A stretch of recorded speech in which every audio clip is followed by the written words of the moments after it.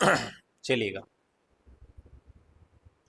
भक्ति आंदोलन देखिए बेटा, मैं आपको भक्ति आंदोलन पढ़ा रहे हैं, अभी जानिए।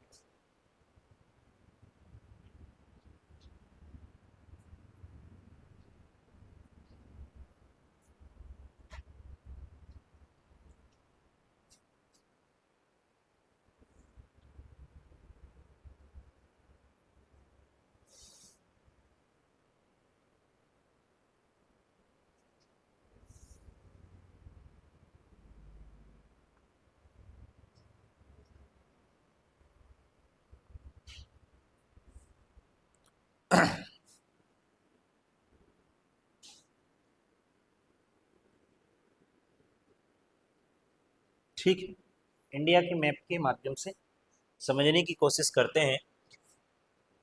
देखिए, भक्ति आंदोलन प्लस एक है, आपको बता दें, सूफी आंदोलन। मेरे बच्चों, बड़े आराम से समझने की कोशिश करेंगे। भक्ति आंदोलन और सूफी आंदोलन में क्या डिफरेंसेस है, पहले आप ये जानें। देखिए, भक्ति, भक्ति को तो भक्ति कहते हैं इंग्लिश में भी, मूवमेंट, ठीक है। सूफी को सूफी बोलेंगे, ठीक है। मैं बता के चलूंगा जो जो दिक्कत आएगी। तो भक्ति मत जो है या भक्ति आंदोलन, वो हिंदू धर्म से जुड़ा हुआ है, और जो सूफी है वो मुस्लिम संप्रदाय से जुड़ा हुआ है। लेकिन इन दोनों में अगर मैं बात करूंगा आपसे कि सूफी और भक्ति आंदोलन में सबसे पहले कौन सा आया या किसकी जो है सबसे पहले, मैं आपको बताऊं। आपने सुना होगा कि सूफी मत से पहले जो था वो भक्ति मत था, और भक्ति मत होने का कारण ये था क्योंकि दुनिया का सबसे प्राचीन धर्म है हिंदू धर्म, अर्थात जो हिंदू है वो सनातन है, और सनातन जो है वो शाश्वत है, और शाश्वत का मायना होता है जो हमेशा सच्चाई की तरफ ले जाने वाला धर्म। ओके, तो हिंदू धर्म की जो जड़ें हैं वो बड़ी ही प्राचीन है। और जो सूफी मूवमेंट इंडिया में आया था, वो शायद आपको मालूम होगा कि सूफी मूवमेंट इंडिया में 12वीं शताब्दी में आया, लेकिन ये इंडिया के अंदर 7वीं शताब्दी में आया जो भक्ति मूवमेंट था। क्योंकि इससे पहले हिंदू धर्म की जड़ें तो बहुत प्राचीन है, क्योंकि इस धरती पर सबसे पहले प्रकृति को पूजने वाले लोगों को हिंदू कहा गया है, और प्रकृति को सबसे पहले पूजने वाले लोग बाद में हिंदू कन्वर्टेड हुए, हिंदू जन्म मतलब हिंदू माने गए वो लोग। और प्रकृति में क्या था, जैसे चंदा है, चांद है, सूर्य है, वृक्षों की पूजा है, पत्थरों की पूजा है, ठीक है। तो ये सब जो आपका प्राचीन समय में पूजे जाने वाले थे, जो प्रकृति के अंदर समावेश पाया गया है, उसको पूजने वालों को हिंदू कहा गया।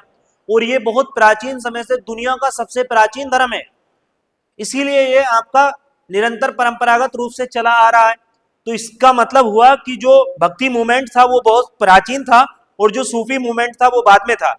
क्योंकि सूफी मूवमेंट कब आया, सबसे पहले मैं आपको बताऊं 12वीं शताब्दी में, अर्थात 1192 में, जब मोहम्मद गोरी हिंदुस्तान पर पृथ्वीराज चौहान के खिलाफ लड़ने के लिए आया, तो उनके साथ में ख्वाजा मोइनुद्दीन चिश्ती अजमेरी, पहले जो सूफी मूवमेंट माने गए हैं, सूफी माने गए हैं, ठीक है, चिश्तिया संप्रदाय के, वो हिंदुस्तान आए थे। और उसके बाद में यहाँ पर जो है सूफी मत का प्रचार प्रसार धीरे धीरे जो है वो हो गया। तो इसका मतलब हुआ कि जो भक्ति मूवमेंट था वो पहले से रहा। अब आप जानेंगे कि भक्ति मूवमेंट कहाँ रहा और कैसे रहा, इसमें बड़े अच्छे से समझने की कोशिश आप करेंगे। मेरे प्यारे बच्चों, मैं आपको बताऊंगा कि जो भक्ति मूवमेंट था वो इंडिया के अंदर, क्योंकि इंडिया को हमने दो पार्ट्स में बांटा है। दो पार्ट्स में कैसे, जैसे हम इसे पढ़ेंगे, ये था हमारा, आपको बता दे, उत्तर भारत। क्या था बेटा, ये उत्तर भारत। और ये जो था, ये वाला जो पार्ट था, ये था दक्षिण भारत, साउथ इंडिया, ये जगह था। तो एक दक्षिण भारत था और एक उत्तर भारत था। लेकिन जो सूफी मत था उसकी जो जड़ें थी वो, सॉरी, सूफी मत को खत्म कर दी, ठीक है, ये हाँ। तो जो भक्ति मत था, तो उसकी जो जड़ें थी वो इंडिया में, साउथ इंडिया से हुई है। लेकिन भक्ति मत का उद्देश्य क्या था और कैसे कैसे, मैं आपको बता देता हूं, ये मूवमेंट सफल हुए कैसे हुए। देखिए, मैं आपको बताऊंगा कि जो भक्ति मत था, इसके जो संत थे, इसके संतों ने हिंदू धर्म के अंदर जो व्याप्त बुराइयां थी, क्योंकि उस समय जो लोग थे वो बहुत छोटी सोच वाले लोग थे, और वो कर्म कांडों में ज्यादा विश्वास किया करते थे, अर्थात उनका धर्म परिवर्तन कराना बहुत आसान था। समझ रहे हैं आप मेरी बात को? उनका धर्म परिवर्तन आपने देखा ही होगा कि जब हिंदुस्तान में यहाँ पर गजनबी लोग आए, अरबी लोग आए, यहाँ पर जो और विदेशी लोगों का आगमन यहाँ पर हुआ, तो उन लोगों ने क्या काम किया, अपनी जबरदस्ती के आधार पर या उनको डरा धमका कर जो है उनका धर्म परिवर्तन कराया। क्योंकि हिंदुस्तान में जितने लोग हैं वो सारे के सारे जो है अपने रिलीजियस को कन्वर्ट करके जो है मुस्लिम डेंसिटी को, मतलब मुस्लिम रिलीजियस को अपनाए हैं। तो प्रॉपरली कोई भी यहाँ पर मुस्लिम नहीं था, मैं आपको बता देता हूं। तो ये वही लोग थे जो हिंदू धर्म के लोग थे जिन्होंने जो है धर्म को परिवर्तन किया। तो हिंदू धर्म में बहुत सारी विसंगतियां थी, बुराइयां थी। उन बुराइयों को समाप्त करने के लिए जो है ये भक्ति मूवमेंट को जो है चालू किया गया। लेकिन इसके पीछे मैं आपको बता देता हूं कि जो भक्ति मूवमेंट के संत होते थे, या बहुत सारे संत भक्ति मूवमेंट में आएंगे, अभी आप पढ़ेंगे आगे चल करके, तो इन संतों ने क्या काम किया, इनकी जो आस्था थी ईश्वर के प्रति, एक तो वो लोग हैं जो ईश्वर के प्रति क्या करते हैं कि वो सुबह को पूजा करते हैं, शाम को पूजा करते हैं, बस ईश्वर को दान देते, बोले ईश्वर तेरी कृपा दृष्टि हमको पूरा दिन रहनी चाहिए, ठीक है, और वो अपने काम में जुट जाते हैं। एक वो लोग हैं जिनका ये पेशा है कि वो सुबह शाम रात दिन ईश्वर की भक्ति में लीन रहते हैं, ठीक है। तो ऐसे लोगों को संत कहा जाता है, जो ईश्वर से उनका जुड़ाव हो जाता है, उनका प्रेम हो जाता है। जैसे आप प्रेम करते हो माता से, भाइयों से, बहनों से, ठीक है, बीवी बच्चों से, उसी तरीके से संतों का कोई धर्म नहीं होता, वो सिर्फ ईश्वर से कनेक्शन मारते हैं और बस उसी की भक्ति में लीन हो जाते हैं। और अगर धर्म पर कोई आंच आके पड़ती है, धर्म पर किसी तरीके की कोई बात आती है, तो वो अपने धर्म का प्रचार प्रसार भी करते हैं, उसको जोड़ने के लिए, उसको मजबूत स्थिति में लाने के लिए मेहनत भी करते हैं, लोगों को समझाते भी हैं, ठीक है। तो जो भी उनके तरीके हैं वो भक्ति मत के अंदर आते हैं, मैं आपको बता देता हूं। तो ईश्वर के प्रति उनका जो प्रेम था, उनकी जो साधना थी, उसका कनेक्शन उन्होंने सीधा कर लिया। और उन्होंने सभी धर्मों के प्रति, जो भक्ति मूवमेंट के लोग रहे हैं, उन्होंने सभी धर्मों के प्रति जो है एक तरीके से उदारता अपनाई, मतलब कि बराबर इक्वलिटी देखा उन्होंने। क्योंकि उस समय ऐसा नहीं है, देखिए मुस्लिम कम्युनिटी बेशक नहीं था हिंदुस्तान के अंदर, लेकिन उस समय जो है यहाँ पर दो बड़े धर्म, जैन धर्म और बौद्ध धर्म जो है व्यापक रूप से फैले हुए थे, और उस समय ये मूवमेंट कर रहे थे। आपने देखा होगा कि जो जैन और बौद्ध हैं, समझ लीजिएगा, प्लस एक तो आपका जैन और प्लस आपका जो बौद्ध धर्म रहे हैं, ये छठवीं आपका जो शताब्दी रहा ना, 6वीं शताब्दी के उत्तरार्ध में, ठीक है। तो 6वीं शताब्दी के उत्तरार्ध में इन दो बड़े धर्मों का जन्म हुआ। इन दो बड़े धर्मों का क्या हुआ, जन्म हुआ। समझ में आ रहा है कि नहीं आ रहा? ठीक है, आ रहा है, ठीक है। तो उस समय हुआ क्या कि इन दो बड़े धर्मों ने हिंदू धर्म के बहुत सारे लोगों को जो है अपनी तरफ आकर्षित किया। लोग जैन भी बने, बुद्धिज्म भी बने। इन दोनों में बौद्ध धर्म व्यापक रूप से बड़े पैमाने पर जो है फैला। तो जो भक्ति मत के लोग थे, जो संत थे, आचार्य थे, उनको ये बात टेंशन बढ़ी कि हमारे धर्म कमजोर पड़ रहा है और हो सकता है कि आने वाले समय में जो है ये खत्म भी हो सकता है। तो उन्होंने क्या काम किया, ईश्वर के प्रति जो उनकी आस्था थी, उनको उन्होंने जो है लोगों के प्रति पहचाना शुरू कर दिया। तो मैं आपको बताऊं सबसे पहले, क्योंकि कर्म कांडों का विरोध बहुत जरूरी था। उस समय कर्म कांडे व्यापक रूप से फैले हुए थे। कर्म कांड के जैसे जादू टोना, भूत प्रेत, वशीकरण, ये सब चीजें कर्म कांडों के अंतर्गत आती हैं। तो मेरे बच्चों समझना कि भक्ति मत जो मूवमेंट था, मैंने आपको एक दिन क्लास पढ़ाते हुए ये बताया था कि हिंदुस्तान में जो हिंदू धर्म की जो जड़ें हैं, जो मजबूत हैं, जो वास्तविकता में जो हिंदू धर्म है, जहां के धर्म की मजबूती है, वो किसी की अन्य की अवहेलना नहीं करते हैं, वो किसी पे हिंदू मुसलमान वाली टिप्पणी नहीं करते हैं, वो किसी से आपका अपना द्वेष नहीं रखते हैं। वो हिंदुस्तान के साउथ इंडिया के जो है हिंदू लोग हैं, अर्थात उनको जो है आज भी वहां पर कुछ जगह ऐसी मानी जाती है कि वहां पर नरबलि का प्रचलन है। पहले नरबलियां दी जाती थी, मतलब इंसान की बलियां दी जाती थी पहले। अभी भी कुछ जगह ऐसे हैं जो बहुत ज्यादा देहाती इलाके हैं, जहां पर कोई सरकार की पॉलिसीज वगैरह नहीं है, वहां पे डेवलपमेंट नहीं है, तो वहां पे लोग अभी भी, आपने देखा होगा वीडियोस वगैरह कितनी आती है कि साउथ इंडिया में बकरियों की, भेड़ के बच्चों की जो है क्या करते हैं वो लोग, ठीक है, देवियों को चढ़ाते हैं, उनका खून वगैरह चढ़ाते, बलि देते हैं, है ना। तो वहां के लोगों का ये मत है, पहले से उस तरीके की उनकी मनसा रही है, वो परंपरागत आ रही है, उसको हम नहीं कर सकते। तो सबसे पहले आप समझिएगा कि साउथ इंडिया में भक्ति मत का जो सर्वप्रथम जो है भक्ति मत की जो स्थापना हुई थी, तो सर्वप्रथम 7वीं शताब्दी में, कितने में आपको बता दें, 7वीं शताब्दी में साउथ इंडिया के अंदर जो है भक्ति मत पहली बार यहां पर इसका उदय हुआ। कहां पर हुआ? दक्षिण भारत, साउथ इंडिया अर्थात दक्षिण भारत में 7वीं शताब्दी में भक्ति मत का यहां पर उदय हो गया। मेरे प्यारे बच्चों, जब यहां पर भक्ति मत का उदय हुआ तो इस समय जो है यहां पर दो तरीके के संप्रदाय थे जिनका मुख्य उद्देश्य नयनार और अलवर। आपने सुना होगा नयनार और अलवर संत हुआ करते थे। इन दोनों का मतभेद आपस में था और इन दोनों के मतभेद को खत्म करने के लिए ये जो है मूवमेंट चलाए गए थे, अलवर और नायनार। अब आप आगे देखेंगे मध्यकाल में हुआ क्या, ये मध्यकाल माना जाता है, ठीक है, जो मिडिल पीरियड है उसको माना जाता है। तो यहां पर क्या है, मध्यकाल में सब तो जो संत थे उन्होंने भक्ति के माध्यम से ईश्वर को जाने तक का रास्ता बताया लोगों को। उन्होंने क्या काम किया कि जो कर्म कांड थे उनकी निंदा करी कि ये सही नहीं है। उसके बाद में उन्होंने लोगों के पास जाकर के ये समझाने की कोशिश करी कि ये एक समतावादी आंदोलन है, जो हिंदू धर्म से विच्छेदित लोग हैं वो हिंदू धर्म को जाने पहचाने और समझे। उन्होंने ऊंच नीच का जो है विरोध किया कि जैसे आपने देखा होगा कास्ट, आज की डेट में कास्ट को बहुत ज्यादा हाईलाइट कर दिया गया है कि ये नीच जाति का है, ये उच्च जाति का है, ये तो सवर्ण है या ये वर्ण है या आपका जो है ये शूद्र वगैरह है, ब्राह्मण क्षत्रिय वैश्य शूद्र वगैरह, ये इस तरीके के मूवमेंट अभी आप देखने को मिल रहे हैं। तो इन भक्ति मत के जो संत थे इन्होंने इस चीज को खत्म किया और धीरे धीरे मैं आपको बताऊं जब ये आगे की तरफ बहरा अर्थात संतों ने अपना योगदान दिया तो उन्होंने भक्ति मत को दो भागों में बांटा। सबसे पहले उन्होंने क्या काम किया, जो भक्ति मत था उसको दो भागों में बांटा। किसको? भक्ति मत को। और उन्होंने भक्ति मत को जब दो भागों में बांटा तो ये दो भाग थे आपके, एक तो था आपको बता दें सैगुण और एक था आपका निर्गुण।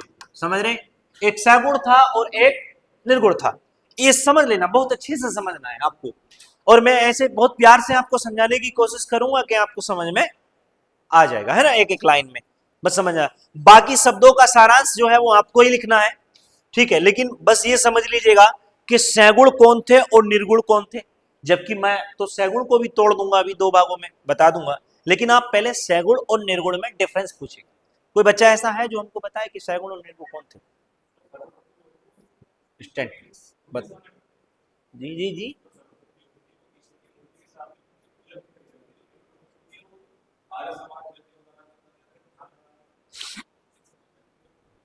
अच्छे, बैठ जाए, आप बता सकते हैं।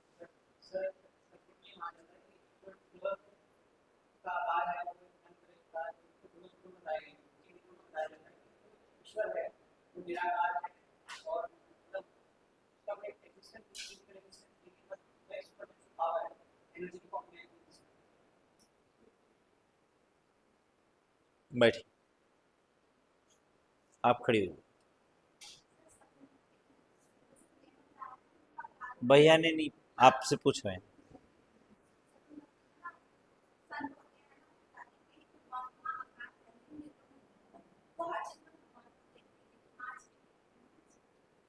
निर्गुण वाले, अच्छा चलिए।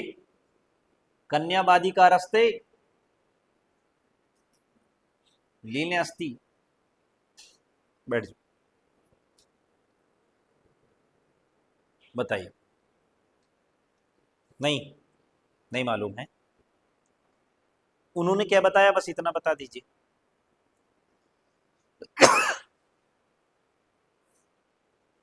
देखिए जब तक खड़ा नहीं करेंगे ना तब तक बड़े नहीं हो गया, ठीक है। हाँ पीछे, आप खड़ी हो जाइए। हाँ अरे आप यहाँ दावत में कोई आए हैं, बताइए।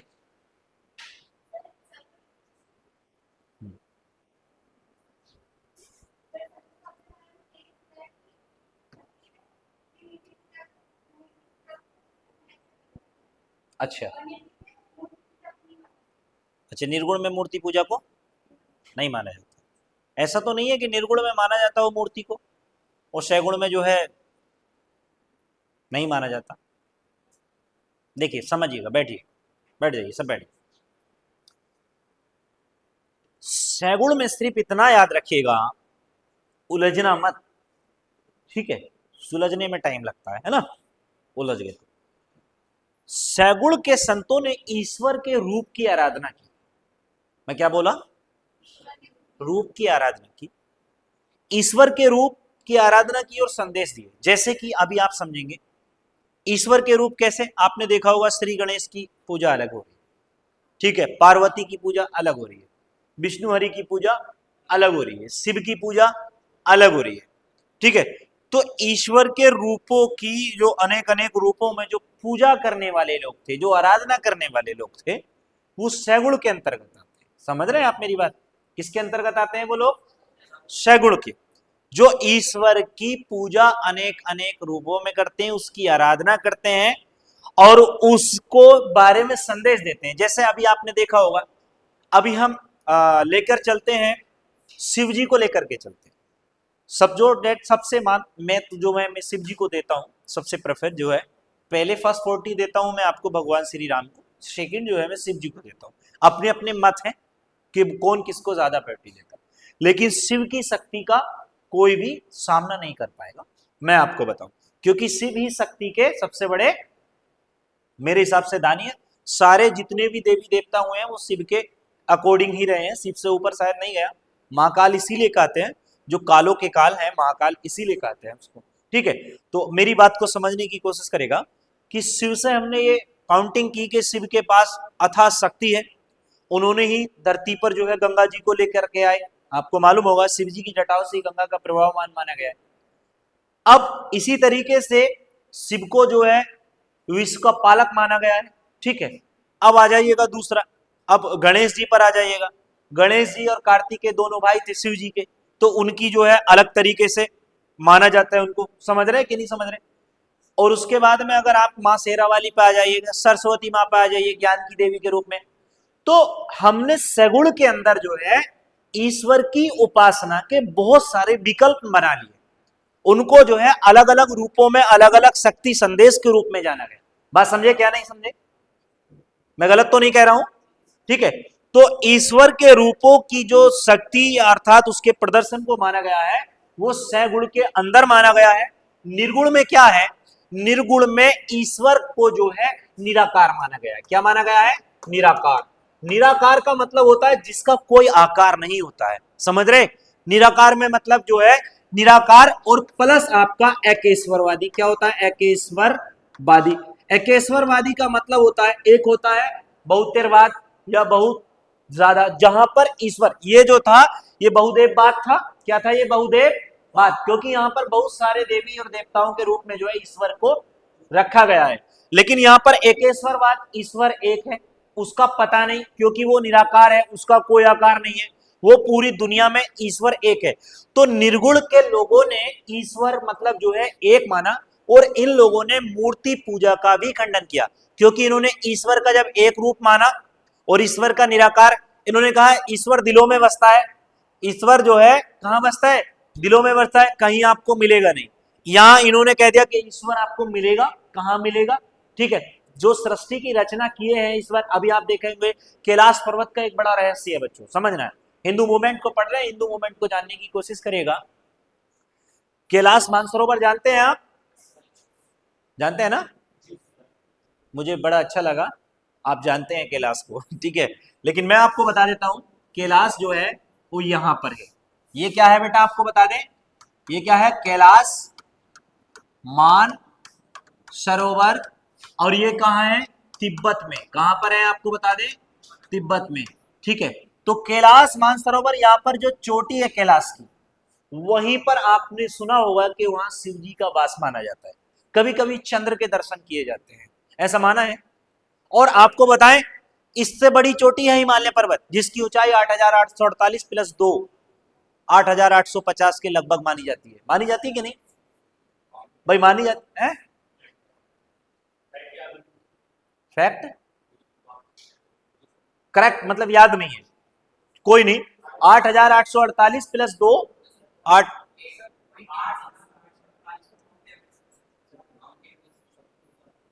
अरे तो हम वही तो कह रहे हैं, और क्या कह रहे हैं? अरे हम वही कह रहे हैं, हम भी तो वही कह रहे हैं। प्लस 2 हमने क्यों लगाया? अब ये भी सुन लो, जब हम कोई चीज बोलते हैं ना तो उसको वेरीफाई पूरी करते हैं। प्लस हमने 2 बराबर 50 क्यों करा उसको? समझ रहे हैं आप मेरी बात?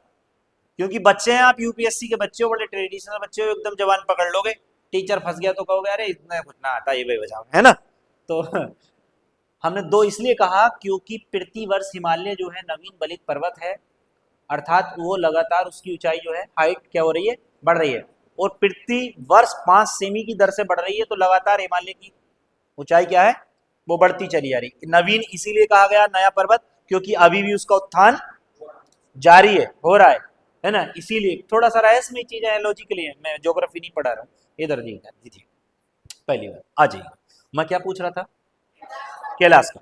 कैलाश में बता देता हूं बच्चों को जिनको नहीं पता, हिमालय पर्वत पे जाएंगे तो आपको ऑक्सीजन की कमी भले ही हो सकती है, लेकिन ऑक्सीजन सिलेंडर अगर आपके पास है तो हिमालय चोटी को आप छू करके माउंट एवरेस्ट की चोटी को आ सकते हैं, और आपका नाम जो है दर्ज हो जाएगा, ठीक है।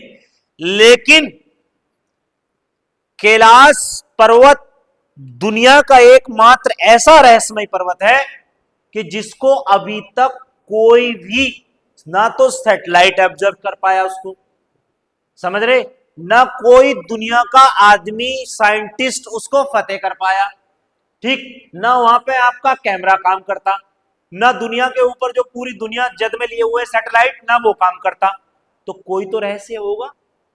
ऐसा माना गया है कि वहां पर शिव जी का वास है, ऐसा माना गया है। देखिए ईश्वर तो पता नहीं कहां है, ईश्वर सारे रूपों में मिलता है। अभी आप जुबान से जो है ईश्वर का गान करने लगे, ईश्वर की वाणी में आपको सुनाने लगो, तो यहीं पर आपके दिलों में ईश्वर विराजमान हो जाएगा कि नहीं हो जाएगा। ईश्वर को तू से बोलना चाहिए, क्योंकि ईश्वर जो है कौन है, एक है। ईश्वर आप भी जानते एक है, लेकिन रूप उसके अनेक है। तो मेरी बात को समझ लीजिएगा कि जब हम कभी कैलाश मानसरोवर की चढ़ाई करते हैं तो हमारे जो नाखून है ना, वो समय की गति से 100 गुना तेज चलते हैं। जो टाइमिंग है ना, उसकी गति से 100 गुना तेज चलते हैं, बाहर निकल आते हैं ऑटोमेटिक।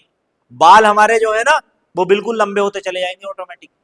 अब कहेंगे सर झूठ बोल रहे हैं, झूठ ऐसा नहीं है, जो हम बोल रहे हैं वो रियल है।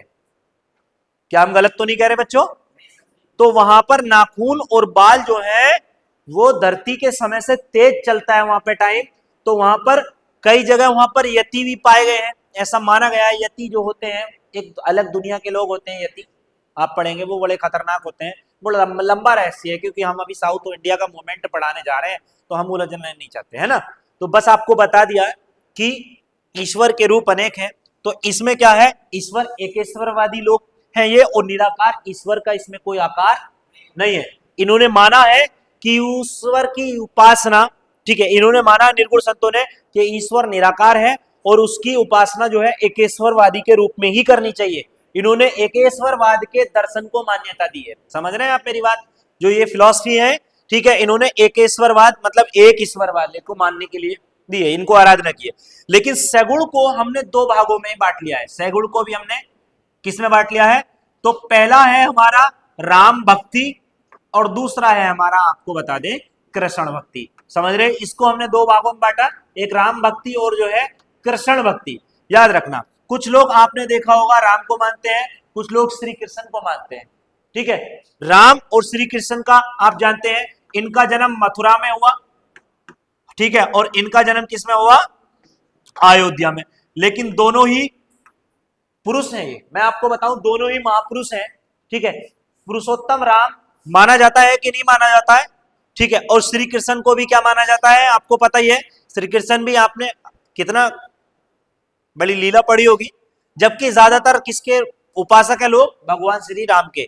जब कोई गलत काम हो जाता है, हे राम क्या हो गया, है ना, हे राम बचा, राम नाम सत्य है, राम नाम सत्य है, तो राम का बड़ा नाम है ना, राम को माना जाता है। और हकीकत है कि राम ही सत्य है। मैं आपको बताऊं, आपने सुना होगा, रघुकुल रीत सदा चली आई, प्राण जाई पर बचन ना जाई। अब तो बचन जाई पर प्राण ना जाई, अब तो उल्टा हो रहा है उसका, है ना। ऐसा है कि नहीं है भाई, हंसने की बात नहीं है बच्चों, थोड़ा सा मैं गलत कह रहा हूं तो बताइए आप। अब तो वचन पे, अरे भाई बोल देगा तो उसको पता होगा कि ये कटाक्ष है इसका, लेकिन फिर भी बोल देगा, खत्म कर देगा।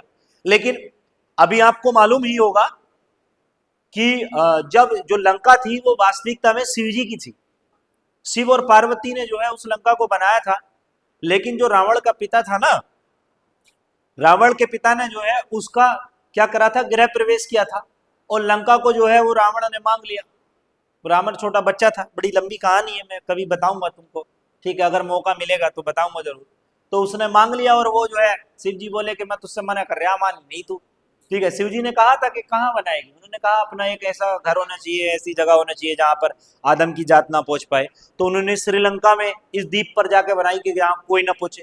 तो वहां पर जब देवी देवताओं का आयोजन किया गया तो वहां पर लंका भी चली गई। तो शिव जी बोले, तब बोले चल जहां से मैंने कहा था तुझसे वहीं चल रहा है, चल। बोले कहा, बोले कैलाश में, ठीक है। तो आज भी वो कैलाश नहीं है, मैं आपको बता देता हूँ, है ना, तो ऐसा माना जाता है। लेकिन ध्यान रखने वाली योग्यतम बात यह है कि इनमें दर्शन को मान्यता दी गई और यहाँ पर जो है निर्गुण भक्ति और सगुण दोनों समझ में आ गया, कृष्ण भक्ति और जो है आपको, ठीक है। अब हम चलते हैं भक्ति आंदोलन के मुख्य संतों की तरफ चल देते हैं। इतना तो समझ में आ गया होगा, आ गया कि नहीं आया बच्चों, आया नहीं भाई, कोई बच्चे को डाउट, सबको क्लियर है, ठीक है। तो अभी हम इसको मिटा करके इधर चलते हैं। अब हम थोड़ा सा भक्ति आंदोलन के संतों की तरफ चलते हैं। कहां चलते हैं, भक्ति आंदोलन के, देख लेना अगर तुमने कल नहीं सुनाया तो गर्दन यहां से उड़ा दूंगा, ठीक है, ठीक। आगे चलते हैं।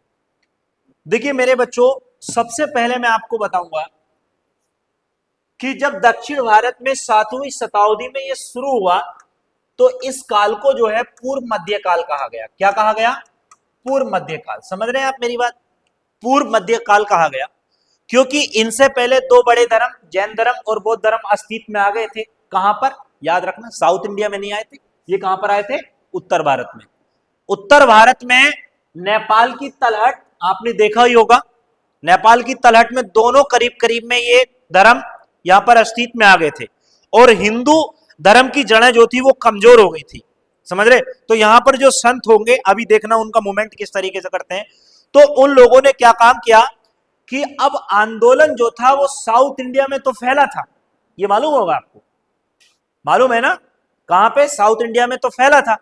लेकिन हुआ क्या कि यहां पर जो है अनेक संतों की जो परंपराएं थी, अलग अलग जो संत हुआ करते थे उनकी परंपराएं थी, तो उन परंपराओं ने जैन और बौद्ध धर्म दोनों का विरोध करना स्टार्टिंग कर दिया। दोनों का जब विरोध स्टार्टिंग हुआ जैन धर्म का, क्यों, क्योंकि जैन धर्म का विरोध इसलिए होना था और बौद्ध धर्म का इसलिए होना था क्योंकि ये दोनों धर्म जो है हिंदू लोगों को ही तो बना रहे, भाई मुसलमान तो थे नहीं उस समय।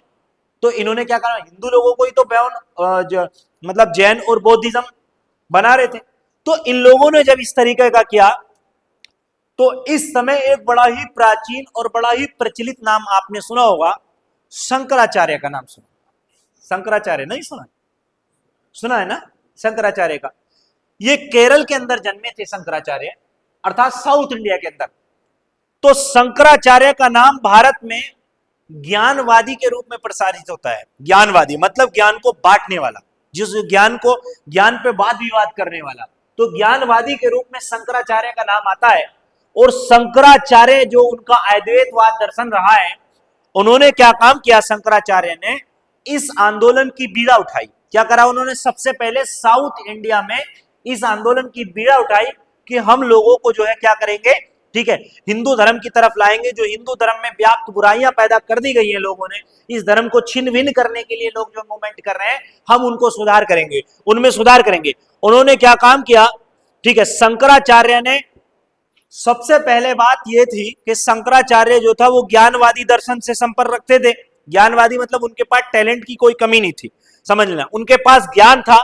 लेकिन दर्शन में मैं आपको बताऊं, मन के अंदर जो था एक विषाद उनके यहां था, क्योंकि वो जो थे, मैं आपको बताऊं, शंकराचार्य जो थे वो निर्गुण में, निर्गुण के उपासक थे। किसके उपासक थे, निर्गुण, याद रखना। अब मैंने आपको बता, निर्गुण में क्या, एक ईश्वरवाद, एक ईश्वर की पूजा की जाती। दूसरी क्या है, यहां पर ईश्वर को निराकार माना गया है। निराकार का मतलब क्या हुआ, मतलब उसका कोई आकार नहीं है। तो उस समय क्या हुआ कि सामान्य लोगों को इन्होंने जो है, जो आम लोग, जैसे हम लोग आते हैं, आम लोगों में आते हैं हम लोग, तो इस तरीके से शंकराचार्य ने आम लोगों में ये व्यापक रूप से फैलाई। लेकिन उस समय तो मूर्ति पूजा प्रचलित थी, अनेक अनेक रूपों में सबसे पहले मूर्ति पूजा प्रचलित थी, मैं आपको बता ही चुका हूं। तो शंकराचार्य ने इन लोगों को जो संदेश दिए, तो यहां पर जो है अद्वैतवाद की लोगों ने आलोचना की। कारण इसका यह रहा था कि ये अपने विचारों को जो है मजबूती के साथ नहीं रख पाए। इन्होंने कहा ईश्वर तो निराकार है, ईश्वर एक है, वो दिखाई नहीं देता है। इस तरीके से इन्होंने लोगों को समझाने की कोशिश करी। अब होता क्या था, उस समय कर्मकांड में लोग विश्वास करते थे, तो उनको तो जो दिखाई दे गया समझ लो वो ही सत्य है। अगर किसी ने उन्हें जादू दिखा दिया, जादू की छड़ी निकलती हुई दिखा दी, तो समझ लो वो उनके पीछे हो जाते थे। आज भी आप गांवों की तरफ जाएंगे, जो अनपढ़ लोग हैं, जो पढ़े लिखे नहीं है, जिनकी सोच जो है एक्टिव नहीं है, मैं आपको बता रहा हूं रियल, मेरी बात समझ लेना सभी लोग, उन लोगों की सोच बहुत छोटी होगी। और वो इतनी छोटी सोच होती है, मैं आपको बता देता हूं कि वो छोटी छोटी कामयाबों को बड़ी, मतलब छोटी चीज, अगर मान लो उसने अपने जीवन में 10 लाख रुपए कमा लिए, तो समझ लो कि उसने इतना नाम कमा लिया, इतना नाम कमा लिया कि उसकी टक्कर का आदमी पूरे गांव में नहीं है। फिर अगर 10 लाख रुपए उसने जोड़ लिए, तो ये आप जानते हैं कि 10 लाख रुपए कमाना कोई बड़ी बात नहीं है किसी भी आदमी के लिए। मेरा मानना है 10 लाख रुपए ज्यादा से ज्यादा अगर बचा उचा के 1 साल में कमा देगा, जो बिल्कुल लो लेवल का आदमी हो 1 साल में 10 लाख रुपए बचा लेगा, अगर सही करके कमाए खाए तो। लेकिन शर्त ये होनी चाहिए वो एजुकेटेड पर्सन होना चाहिए, मजदूरी के साथ में नहीं कमा पाएगा। ठीक है, तो ऐसी सोच वाले लोग थे उस समय। उन्होंने क्या काम किया, जब उन्होंने समझाने की कोशिश की तो शंकराचार्य फेल हो गए। शंकराचार्य यहां लोगों को समझाने में तो फेल हो गए, उनके दर्शन की कोई वैल्यू नहीं हुई। लेकिन आपको यह मालूम जरूर होगा कि शंकराचार्य ही इंडिया के अंदर ऐसे व्यक्ति थे जिन्होंने 4 मठों की स्थापना की थी, 4 पीठों की स्थापना की थी, जो धार्मिक पीठ हैं। आज भी उनको पूरी भारत में अगर हिंदू धर्म को पढ़ेंगे तो ये 4 पीठें निकल के पहले आएंगी। और हिंदू धर्म वाले ये चाहते हैं, उनका सपना है, ठीक है, जो हिंदू रिलीजियस से आते हैं, कि हम इन 4 पीठों पर घूम के आए, देखें क्या है। जिनमें से एक पीठ के दर्शन तो मैंने भी कर रखे, समझ रहे हैं। अभी हम आपको बताने की कोशिश करते हैं कि ये चारों मठ अर्थात पीठ जो है, ये 4 मठ शंकराचार्य ने स्थापित किए। अब हम आपसे किसी से पूछेंगे, सबसे पीछे खड़े हो जाएंगे। 4 मठ, पहली बात यह है कि अलग अलग जगह पर चारों दिशाओं में 4 मठ स्थापित किए शंकराचार्य। लेकिन मैं सिर्फ इतना पूछूंगा आपसे कि शंकराचार्य ने जो 4 मठ स्थापित किए, इसके पीछे क्या मत था, क्यों किए, क्या चाहते थे वो कोई मोटिव होगा। देखो ये तो सब समझ गए कि 4 मठ जब अलग अलग 4 दिशाओं में कर रहे हैं तो उनका मोटिव था प्रचार करना। लेकिन प्रचार के बाद क्या करना चाह रहे, उसका निचोड़ एक शब्द में बताइए। परिवर्तन। बैठ जाओ आप। हाँ आप बताइए। हाँ, आप ये मत समझिए कि मैं बुरखे में आई तो मुझको छोड़ देंगे। ठीक है, ये क्लास सबके लिए बराबर है, मेरे लिए कोई धर्म संप्रदाय कोई मालूम नहीं है ना। तो पढ़ रहे हैं, जरूरत है इसकी तो बताइएगा। नहीं मालूम, चलो। हाँ बताओ। मैं कॉलेज में पढ़ा रहा हूँ। नहीं नहीं, अभी एक घंटे बाद।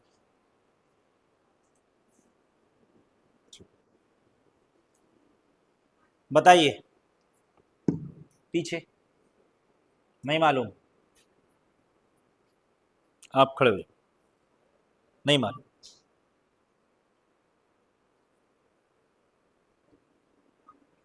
बीपी डाउन है।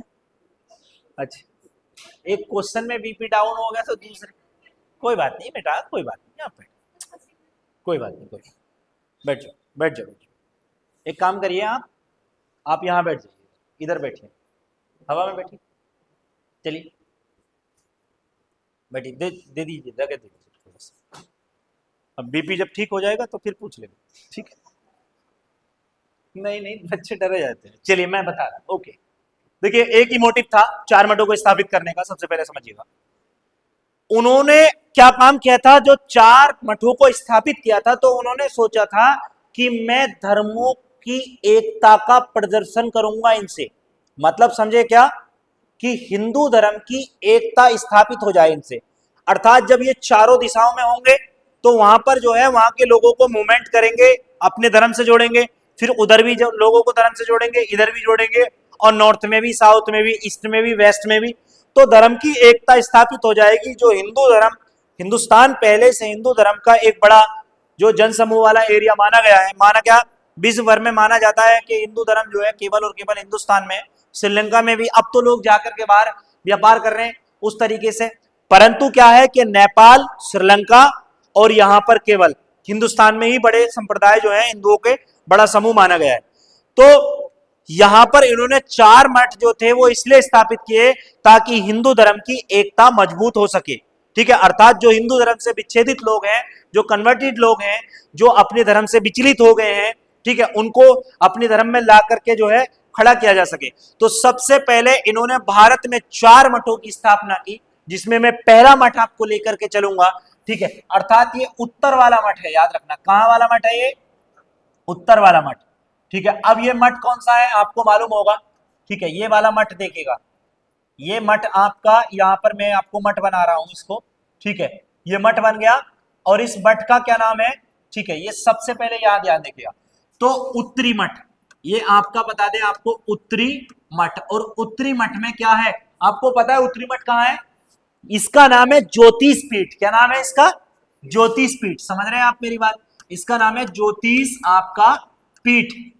ज्योतिष पीठ जो है ये कहां पर, उत्तराखंड में। कहां पर है बेटा आपको बताएं, उत्तराखंड में। और उत्तराखंड की किस जगह पर है आपको मालूम होगा, ये है आपको बताएं बद्रीनाथ। क्या नाम है, आपने सुना होगा बद्री विशाल, है ना, तो बद्रीनाथ नाम सुना है आपने, बद्रीनाथ, बाबा बद्रीनाथ, है ना, नाम सुना है बद्रीनाथ का, है ना।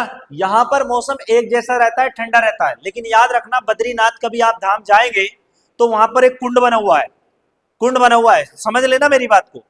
उस कुंड के अंदर मतलब कि चारों तरफ आप पानी देखेंगे ना, इसके मंदिर के मतलब एक पहले वो निकली है नदी, नदी को पार करके मंदिर है जस्ट, और जैसे ही आप जाएंगे उस नदी में अगर आपने हाथ डाला 1 मिनट ऐसा लगेगा जैसे कट गया, इतना ठंडा है, समझ रहे हो।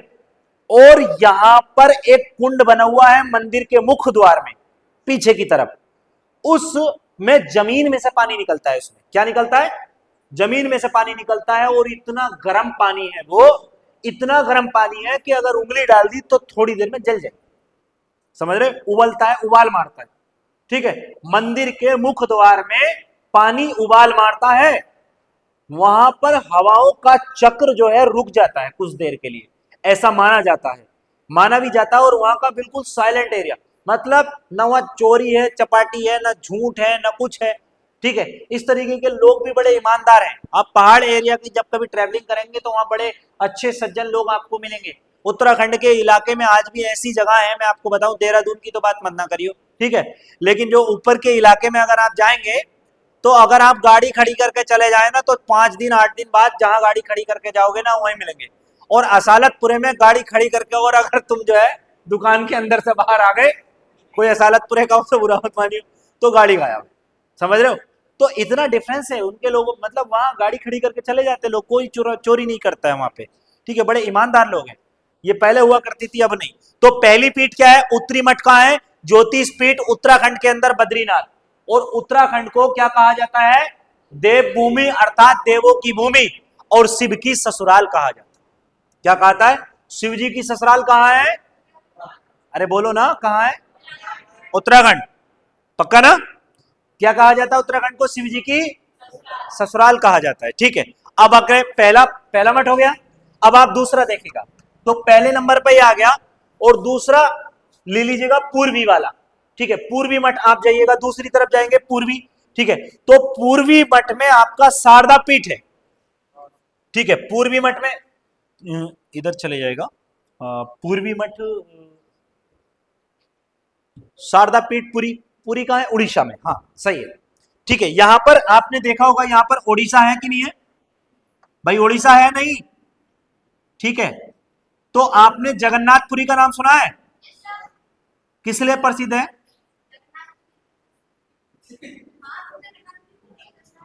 ठीक है। पूर्वी मठ, ये आ गया आपका पूर्वी मठ, और ये कहां है, ठीक है, ये उड़ीसा के अंदर पड़ता है पुरी में। इसको कहते हैं शारदा पीठ। क्या कहते हैं इसको, शारदा पीठ। और शारदा पीठ जो है वो पुरी में है। पुरी मतलब आपको मैं बताएंगे, ठीक है। पुरी कहां पर है आपको पता होना चाहिए, उड़ीसा में। अब हम इसको थोड़ा सा इसके बारे में बता देते हैं। पूर्वी मठ जो शारदा पीठ है,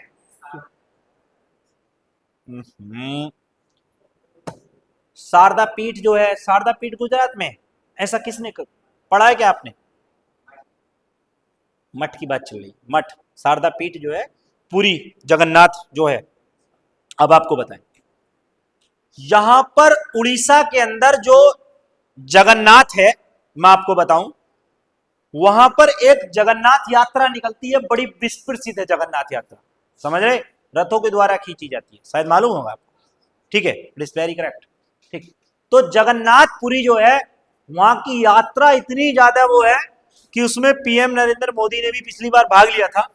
ठीक है, ये इतनी है कि विशाल जन सैलाब, जैसे कुंभ, हम लोग कुंभ की खुशियां मनाते इलाहाबाद में, है ना, ऐसे वहां पर जगन्नाथपुरी की यात्रा प्रति वर्ष बड़े ही धूमधाम के साथ निकाली जाती है। और ये जगन्नाथ मंदिर है, वहां पर आप कभी जाएंगे, भगवान जगन्नाथ का मंदिर है, और उसी में जो है शारदा पीठ है, जो कि मतलब आपका जो है पूरी उड़ीसा के अंदर माना जाता है। तो ये एक बड़ा धर्म समूह का जो है बहुत बड़ा व्यापक रूप से इसको जो है मठ के रूप में प्रदर्शित कर दिया गया है शंकराचार्य के द्वारा। अब आता है आपका, तो उत्तर का हो गया, पूरब का हो गया, अब दक्षिण वाला देखिएगा। दक्षिण में कहां जाएंगे आप लोग? दक्षिण में जाएंगे गोवर्धन पीठ। ठीक है, गोवर्धन पीठ। अब गोवर्धन आपने सुना होगा, गोवर्धन कहां है? दक्षिण श्रृंगेरी, कर्नाटक। समझ रहे हैं आप मेरी बात? तो कर्नाटक, केरल के ऊपर क्या है यहाँ पे? कर्नाटक।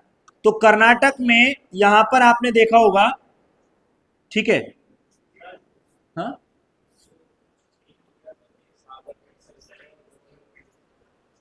चेंज हो गया। शारदा तो गुजरात में ना, हाँ, नदी शारदा नदी भी तो गुजरात में बहती है, मतलब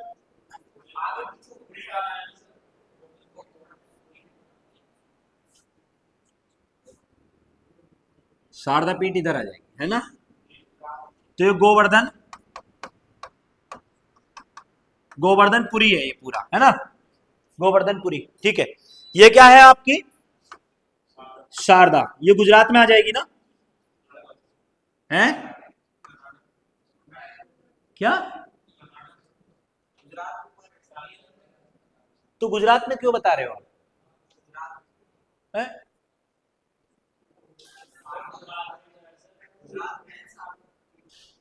शारदा गुजरात में है ना, तो पश्चिम में हो गई।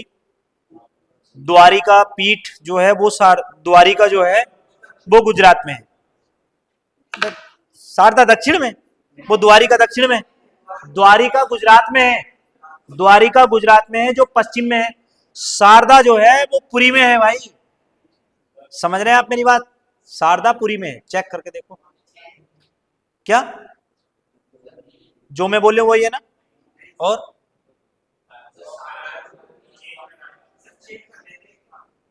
चलिए चलिए देखिए, थोड़ा सा हो सकता है कि मेरे दिमाग से फिसल गई हो, तो द्वारिका गुजरात में पढ़ लीजिएगा, है ना, जो पश्चिम वाली है। ठीक है, साउथ में क्या है? साउथ में बताइएगा।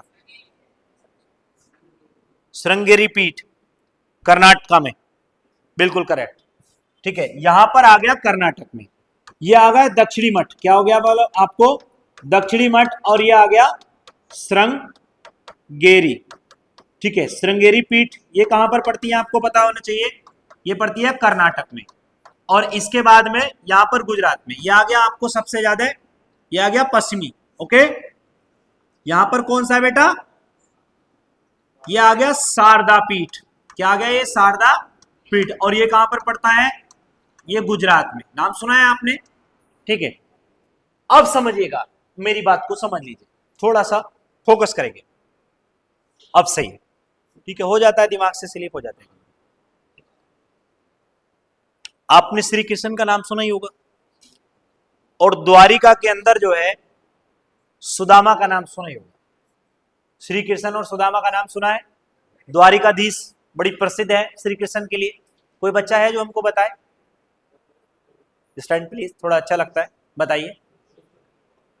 दोस्त थे, श्री कृष्ण से मिलने के लिए गए थे। कन्हैया से कह दो कि नाम है सुदामा, न सर पे है पगड़ी न तन पे है जामा, है ना, यही है ना? न सर पे है पगड़ी न तन पे है जामा, कन्हैया से कह दो कि नाम है सुदामा। और आज के दोस्त कहेंगे ठीक है कि निकल ले पहन रखा पजामा, ठीक है। आज के लोग ऐसे नहीं है।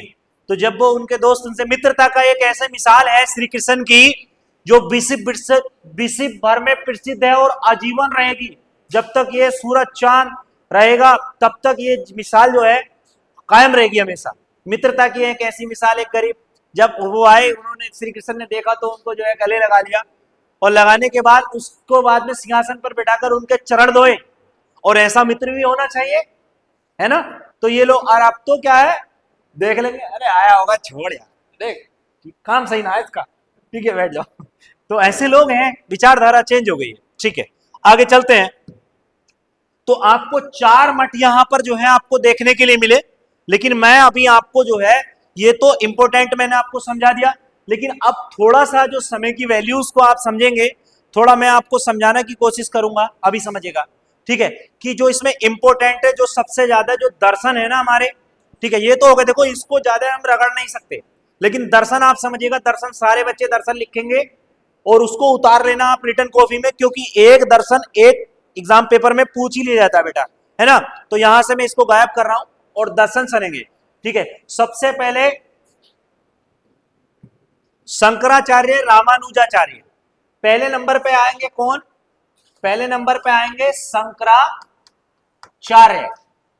दूसरे नंबर पर आएंगे रामानुजाचार्य, और तीसरे नंबर पे आएंगे निम्बकाचार्य। निम्बकाचार्य ये कैसे करता रहता है यार, समझ में बात नहीं आती है, ठीक है, निम्बकाचार्य। और चौथे नंबर पे आएंगे माधवाचार्य, और पांचवें नंबर पे आएंगे वल्लभाचार्य, ठीक है। चौथे नंबर पर कौन आएंगे? माधवाचार्य,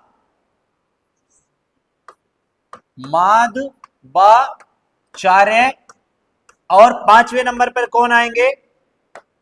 वल्लभाचार्य। याद रखना ये सबके सब आचार्य रहे हैं, चारे चारे चारे, लग रहा है नहीं लग रहा है, ठीक। तो अब यहां समझेंगे, ये तो है प्रतिपादक। क्या है बेटा? ये आपको पता होना चाहिए, ये बड़ा इंपॉर्टेंट है।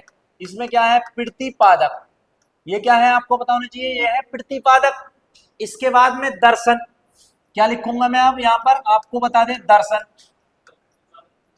मैं अभी बताऊंगा साहब। और दर्शन के बाद में आएंगे आपके, दर्शन के बाद में आएगा संप्रदाय।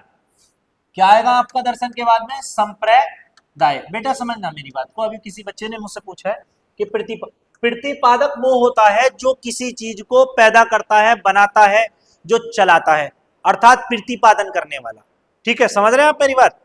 तो शंकराचार्य ने जो दर्शन बनाया था, उनके दर्शन का नाम था द्वैतवाद। क्या नाम था आपको पता होना चाहिए?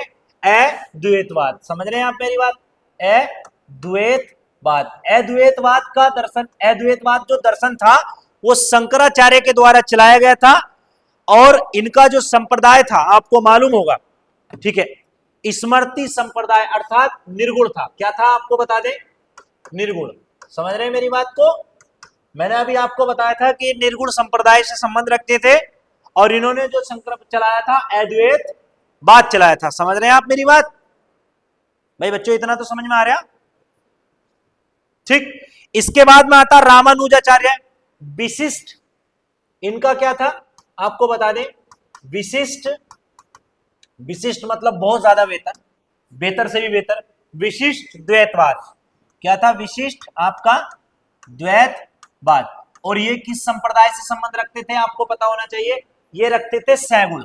आप याद रख लेना, मैं आपको बताने की कोशिश कर रहा हूं, केवल और केवल शंकराचार्य ही निर्गुण व्यक्ति थे, बाकी सब कौन थे? सैगुण थे। केवल शंकराचार्य ही निर्गुण थे और बाकी सब कौन थे? सैगुण। इसके बाद में आता निम्बकाचार्य, द्वैता द्वैतवाद। क्या था इनका संप्रदाय?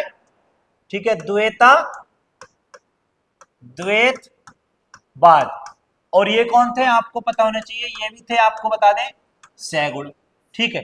इसके बाद में आता है माधवाचार्य। माधवाचार्य ने जो है द्वैतवाद, केवल क्या करा था इन्होंने? द्वैतवाद। और द्वैतवाद जो था ये कौन थे आपके, किस संप्रदाय से थे, ये भी सैगुण से थे। और बल्लवाचार्य जो थे इन्होंने क्या काम करा था, शुद्ध द्वैतवाद, समझ रहे, शुद्ध द्वैतवाद, समझ रहे हैं आप मेरी बात, शुद्ध द्वैतवाद। और ये भी किससे थे, ये भी थे, आपको पता होना चाहिए, ये भी जो है सैगुण संप्रदाय से संबंध रखते थे, समझ रहे हैं आप मेरी बात। निम्बकाचार्य ये तो है, निम्बकाचार्य क्या,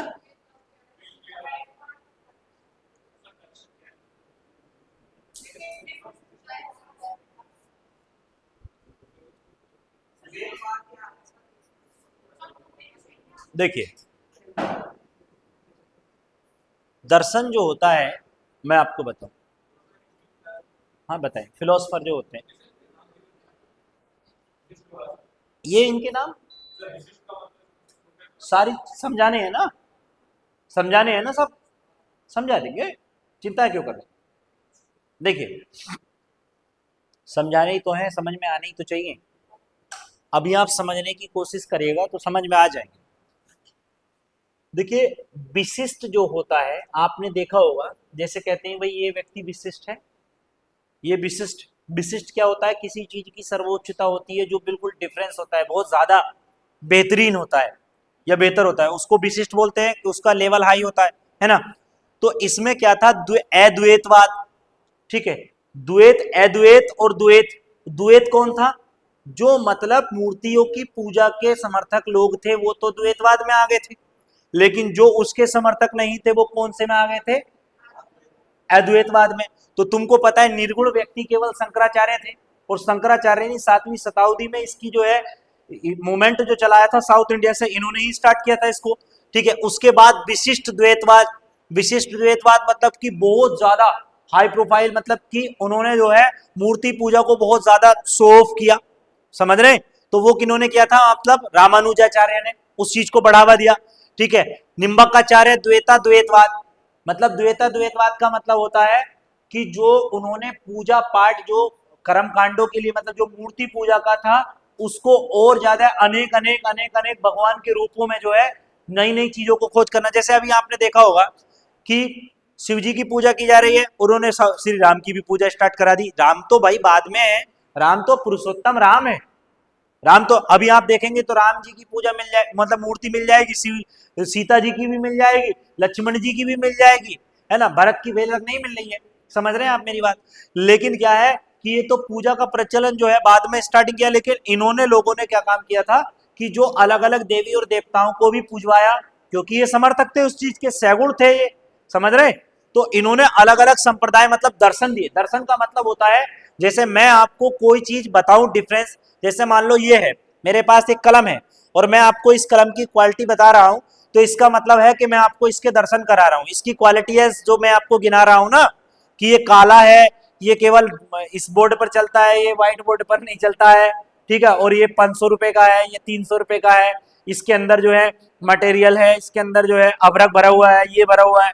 अगर मैं इसका आपको जो है अवगत करा रहा हूं, इससे इसकी नॉलेज आपको दे रहा हूं, तो इसका मतलब है इससे मैंने आपको दर्शन करा दिया, इसका दर्शन करा दिया। दर्शन शास्त्र, आपने दर्शन शास्त्र पढ़ा ही होगा, आप जानते ही होंगे, ठीक है। तो इन लोगों ने जो है जैसे द्वैतवाद, केवल सैगुण माधवाचार्य ने द्वैतवाद को प्रेफर किया, और शुद्ध द्वैतवाद, मतलब कि शुद्ध द्वैतवाद का मतलब है उन्होंने पूरे पर बताया कि भाई राम की पूजा नहीं करनी है, पूजा जो है शिव जी की करनी है, पूजा जो है आपका सरस्वती की करनी है।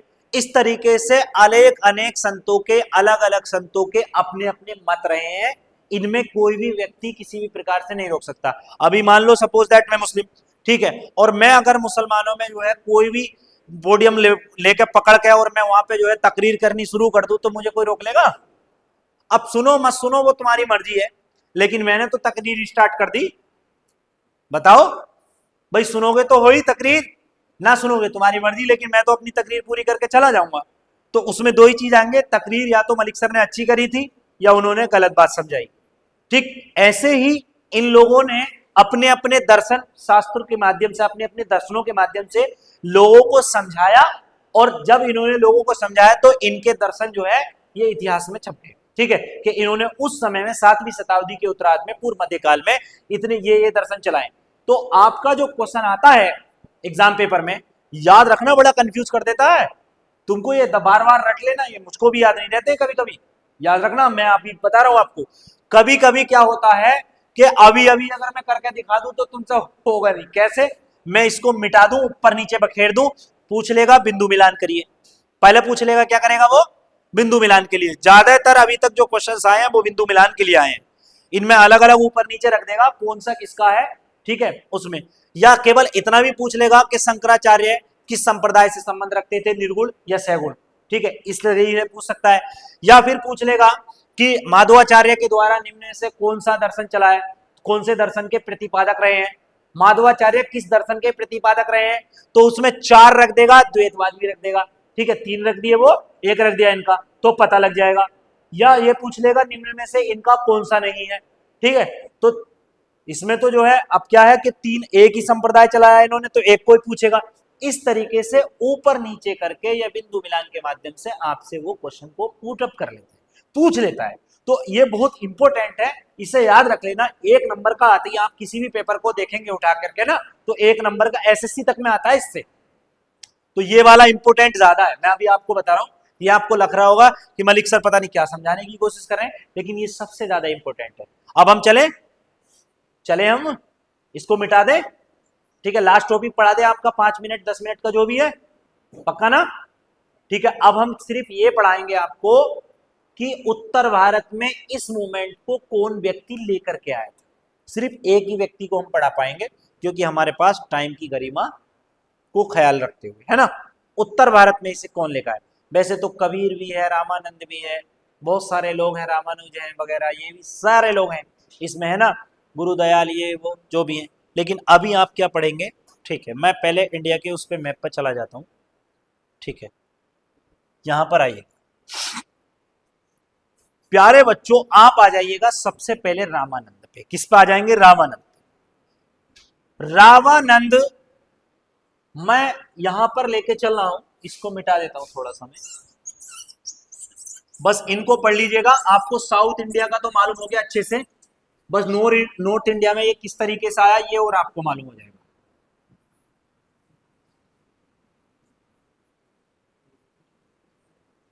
क्या बोले बेटा?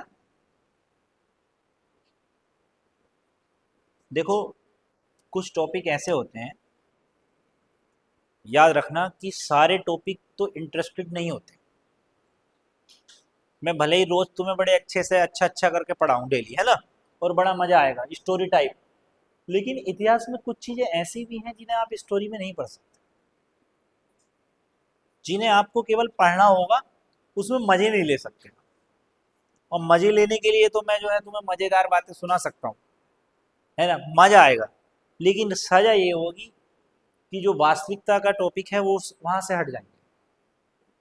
अभी मैं एक व्यक्ति का नाम लेने के लिए जा रहा हूँ, और बड़े अच्छे से उस व्यक्ति को आपने पढ़ना है, ठीक है, और वहां से आपको पता लग जाएगा जो नॉर्थ इंडिया के सारे मूवमेंट वगैरह जो नाम आपको आएंगे संतों में, क्योंकि संतों का भारत में बड़ा पता है, हमारा भारत ही संतों का रहा है।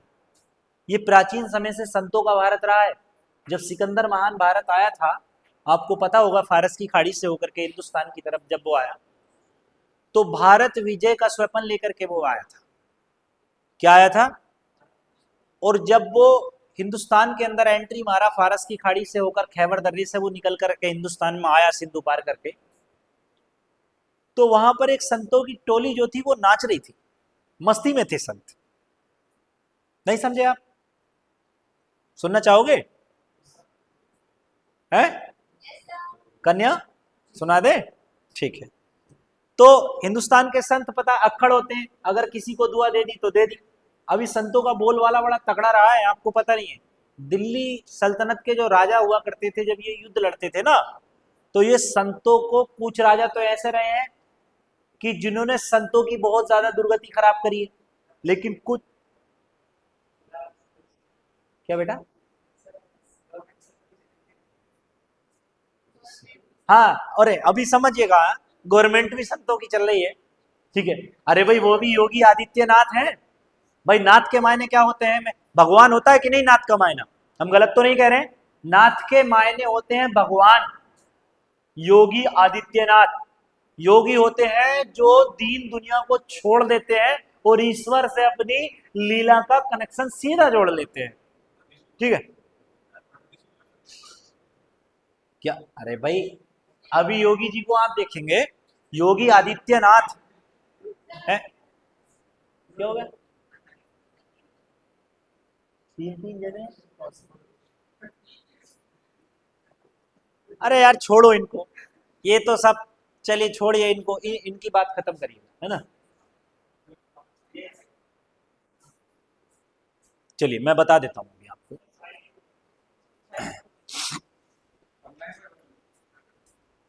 तो बच्चों, सिकंदर महान जब भारत आया, भारत आने के बाद उसने देखा कि यहाँ पर कुछ संत जो है वो नाच रहे।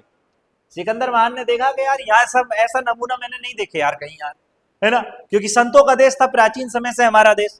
तो जब वो नाच रहे तो उसने कहा, सिकंदर ने अपने साहूकार को बुलाया, जाओ इनको पकड़ के लेकर बुलाओ इनको कि सिकंदर बुला। वो गया, बोले ए कैसे, बोले हाँ बता। वो ऐसे ही बोलते हैं संत, आज भी तुम कितने बड़े प्रोफेसर बन जाओ, संत कभी आपको आप से बात नहीं करेगा। बोले क्या बच्चा बता, कितना ही बड़ा हो जाए। ठीक है, तो उन्होंने कहा बता। बोले बता क्या? सिकंदर बुला रहे हैं आपको। बोले कौन सिकंदर? बोले होगा सिकंदर, नाचन दे हमको। ठीक है, वो अपनी भक्ति में मस्ती में लीन थे। बोले यार ये कौन लोग हैं? सिकंदर बोला कि ठीक है, अच्छा देखते हैं भाई ये कौन है, मतलब सिकंदर का नाम का रुतबा। बोले होगा सिकंदर। अब वो जो सिकंदर आया, लेकिन उनका बड़ा कनेक्शन होता है ऊपर वाले से जुड़ा हुआ, वो समझ जाते कौन है क्या है। तो जब सिकंदर आया उनके पास में, बोले ए जानते नहीं हो हमें तुम? बोले ए तेरे जैसे बहुत देखे हमने। ठीक है, इतनी बड़ी सेना लेकर के आया, और वो संतों का एक समूह था केवल। तो एक संत उसमें से जो है सिकंदर महान से बोला कि कौन है तू? बोले मैं सिकंदर महान हूं, दुनिया का विश्व विजेता। बोले नहीं, तू कुछ नहीं है। बोले हाँ। बोले क्या? बोले सिकंदर ये सुई ले जा हमारी, ठीक है, और ये सुई जो है तू हमें जब ऊपर वाले के सामने होगा ना, जब ऊपर मिलेंगे हम तुम, तो ये सुई तू हमें ऊपर दे दे। सिकंदर बोला है क्या बकवास कर रहे हो? ठीक है, बोले क्या बकवास कर रहे हैं? बोले ये सुई हमको दे देना, जब तू हमको वहां मिले हम तुझसे ये सुई जो है यहां पर नहीं लेंगे, तू हमें ऊपर देना इसको। बोले मैं ऊपर कैसे दे सकता हूं भाई इसे, मैं तो जब मरूंगा तो यहीं रह जाएगी ये, ठीक है, मैं कैसे दे सकता हूं भाई ऊपर। तो उसने कहा कि एक बात बता, जब तेरी औकात एक सुई देने की नहीं है, अर्थात ऊपर ले जाने की नहीं है, तो सिकंदर तू ये बता, तू लोगों के गले क्यों काट रहा? तेरी औकात इतनी है कि इतनी नहीं है कि तू एक सुई तक यहां से ले जाए, तो लोगों को बेगुनाह काट करके जो दुनिया की दौलत तू जोड़ रहा है उसको किस काम की है, वो कहां लेकर के जाएगा? तो भारत के अंदर उसे ये सीख भी मिली थी। लेकिन रावी नदी पर उसकी सेना जो है, हिंदुस्तान में राजा पोरस को हराने का सौभाग्य तो आपको मालूम होगा, ठीक है, परंतु क्या वहां से आगे उसकी सेना नहीं बढ़ सकी, और भारत विजय का सपना सिकंदर महान का भी अधूरा रह गया। यूरोपियन इतिहासकार सिकंदर की जो है अवहेलना, उसकी विवेचना नहीं लिखते हैं, उसके ऊपर कोई टिप्पणी नहीं करते हैं, उसको विश्व विजेता ही लिखा जाता है वहां के इतिहासकारों ने। जबकि ये वास्तविकता है कि वो हिंदुस्तान को नहीं जीत सका। और आपको मालूम होगा कि राजा पोरस को ये मालूम था कि ये इतनी बड़ी सेना है और सिकंदर इतना बड़ा राजा और मैं हार जाऊंगा, लेकिन वो फिर भी उससे अपनी सेना को लेकर बढ़ गया। उसकी बहादुरी को देख करके राजा पोरस ने, सिकंदर ने राजा पोरस का साम्राज्य उसको लौटा दिया। उसने पूछा था उससे जब जीत गया पकड़ के, बोले बता भाई क्या करना है तेरे साथ? तो पोरस के शिकन पे इतनी सी भी आपका पसीना नहीं था। उसने कहा एक जीता हुआ राजा जो हारे हुए राजा के साथ करता है, सिकंदर आप मेरे साथ वही करें। उसकी बहादुरी को देख करके वो सलाम करा और गले से लगा के बोला कि बहुत युद्ध लड़ा, तेरे जैसा कोई राजा नहीं देखा रे, ठीक है। और उसके बाद में उसका जो जीता हुआ साम्राज्य था पोरस का, उसको लौटा दिया। राजा अंबी को हार्ट अटैक आ गया इस चक्कर में कि सिकंदर की और पोरस की मित्रता हो गई, राजा अंबी मर गया एकदम, समझ रहे, क्योंकि राजा अंबी ने पोरस के खिलाफ उसको सिकंदर को निमंत्रण दिया था। तो ऐसा होता है कि हिंदुस्तान वो जड़ें थी, और उसी का सपना पूरा करने के लिए सेल्यूकस निकेटर चंद्रगुप्त मौर्य को हराने के लिए आया था, मालूम होगा। और सेल्यूकस निकेटर भी युद्ध हार गया था 305 ईसा पूर्व में। और उसके बाद में हेलेना का विवाह चंद्रगुप्त मौर्य से हुआ। हेरात, कंधार, काबुल, मकरान ये बाद में दहेज में मिले उसको। तो उसने फिर भी, हिंदुस्तान को जीतना इतना आसान नहीं है लोगों की बस की, ये हिंदुस्तान जो है प्राचीन, मैं आपको बता देता हूँ हिंदुस्तान की थोड़ी तारीफ, मैं बताता हूँ मेरा देश बड़ा प्यारा है और बड़े नसीब वाले पैदा होते हैं। जाने कितने लोगों ने हिंदुस्तान की, जब विदेशी लोग यहाँ पर आए हिंदुस्तान से हिंदू धर्म में, अर्थात कहने का मतलब है जैन और बौद्ध धर्मों की जड़ों को जब लोग जानने के लिए आए कि इस धर्म की जड़ कहाँ से हुई, तो हिंदुस्तान के कल्चर को, यहाँ के साहित्य, यहाँ की संस्कृति, यहाँ की मनमोहकता, यहाँ की सुंदरता, यहाँ के पहाड़, यहाँ के पर्वत, यहाँ के लोग, यहाँ का कल्चर देखने के बाद उन लोगों को लगा कि हिंदुस्तान जैसा दुनिया में देश ही नहीं है। और आपको बताएं कि मोहम्मद साहब का एक सपना था हिंदुस्तान जाने का, इसीलिए बाद में ख्वाजा मोइनुद्दीन चिश्ती को हिंदुस्तान भेजा गया था। और हिंदुस्तान दुनिया का एकमात्र ऐसा देश है जिसकी धरती पर सब कुछ पैदा होता है। और यह भी समझ लीजिएगा कि हिंदुस्तान ही दुनिया का वो देश है जिस पर सबसे पहले जो धरती पर इंसान उतरा पौराणिक ग्रंथों के अनुसार, जिसका नाम आदम, अर्थात आदम और हब्बा की कहानी आपको बता देंगे किसी दिन, ठीक है। तो आदम का जन्म भी हिंदुस्तान में हुआ। यहां पर एक जगह पड़ती है श्रीलंका के पास में, और मतलब पास में तो नहीं, भारत के नीचे पड़ता है श्रीलंका से पहले, इसका नाम है संकाल द्वीप। क्या नाम है इसका? संकाल द्वीप। आदम का जो जन्म हुआ है पौराणिक ग्रंथों से, चाहे हिंदू धर्म में चले जाइए, मुस्लिम में चले जाइए, क्रिश्चियंस में चले जाइए, किसी में भी चले जाइए, ओल्ड टेस्टामेंट, न्यू टेस्टामेंट, दोनों वर्जन को आप पढ़िएगा, वहां पर आपको साफ पता लगेगा कि एडम का जो जन्म, अर्थात आदम का जो जन्म हुआ था वो संकाल द्वीप पर हुआ था, भारत में हुआ था। इसीलिए भारत की धरती पर सब कुछ संभव है। समझ रहे? भारत की धरती ऐसी है, चारों ऋतुएं, एक साल के अंदर चारों ऋतुएं केवल भारत देश ऐसा है जिसके अंदर विराजमान रहती हैं।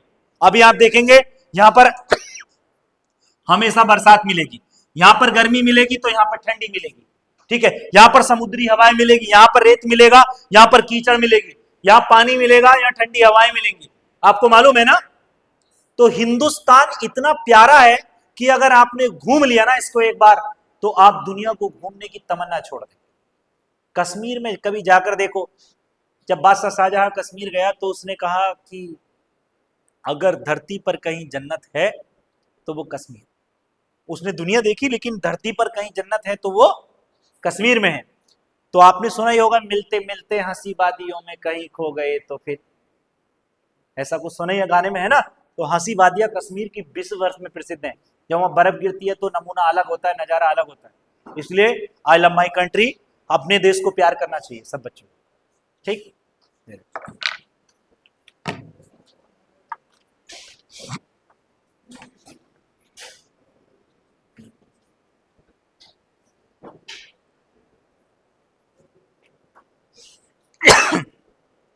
कल मिलते हैं, ठीक है। अरे एक मिनट, सेल्फी और ले लें यार, ये जरूरी है भाई। बैठ जाओ एक मिनट।